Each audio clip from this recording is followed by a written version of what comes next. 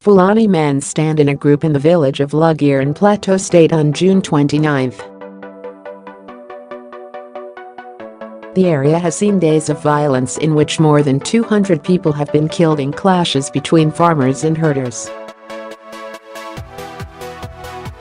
Stephen Hunis AFP, by Shaban O'Grady July 26 at 3:50 p.m. Email the author. Since 2009, Boko Haram extremists have killed thousands of people in northeast Nigeria, devastating the Lake Chad region and setting off a large-scale humanitarian crisis. But since January, another, lesser-known conflict has overtaken the Boko Haram crisis as the deadliest conflict in Nigeria, killing 6 times more Nigerians than Boko Haram did in the same period. For years, periodic clashes between farmers and herders have disrupted Nigeria's Middle Belt, the part of the country that divides the north and south, and is home to the capital, Abuja.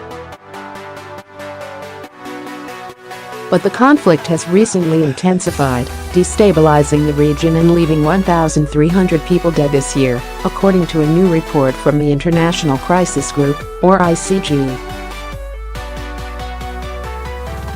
What were once spontaneous attacks have become premeditated scorched earth campaigns in which marauders often take villages by surprise at night, the report said.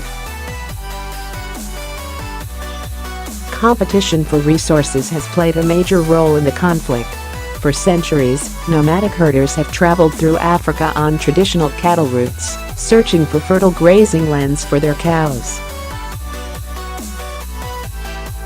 But desertification and the Boko Haram crisis in Nigeria's northeast, among other factors, have begun to push the herders farther south, where they encounter settled communities that are already struggling with their own population booms. Incidents that may have once seemed manageable and isolated, such as a herd of cows trampling through a farmer's field, now have the potential to escalate into large-scale disputes. Conflicts between herder and farmer communities have included the burning and razing of entire villages and purposeful destruction of each other's livelihoods. Herders have at times intentionally damaged farmers' fields, and farmers have slaughtered and stolen cattle.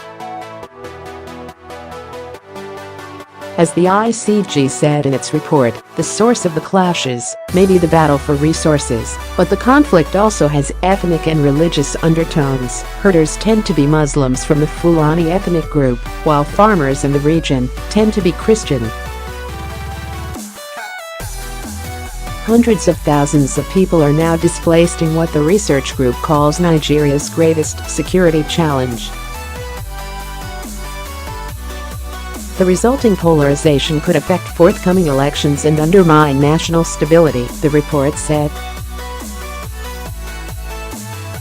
The situation has worsened this year, in part because of laws in 2 states, Taraba and Benue, that ban open grazing of cattle, according to the ICG. The laws, which in theory were intended to prevent conflict, may have in fact made it worse. Herders see anti-grazing laws as a direct attack on their lifestyle and work. Farmers see them as the only way to prevent their fields from being trampled by cows.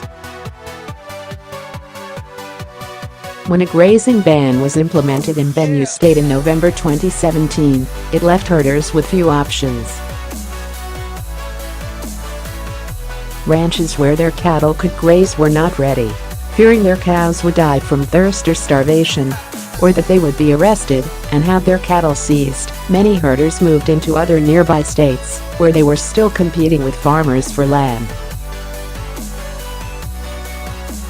The ICG said that the government needs to avoid implementing blanket grazing bans and should instead roll out new policies in phases to allow herders time to adjust.